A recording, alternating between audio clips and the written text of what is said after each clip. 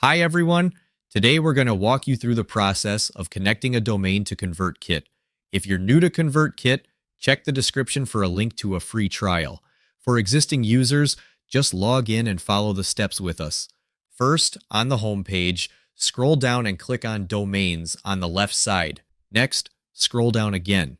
Under the Custom Domain section, you will see the option to connect a domain. You will have two options: buy a new domain or connect existing domain. Click the Save button, then copy these values and paste them into the DNS settings of your website.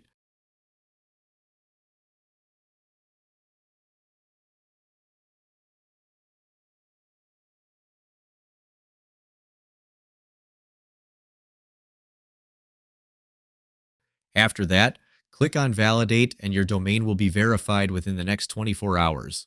That's it, you're done. I hope you found this helpful. Before we finish, I want to invite you to a free training webinar where you can learn how to earn high-ticket commissions while growing your email list at the same time. It's completely free, so be sure to grab your spot by clicking the link in the description below. Thanks for watching.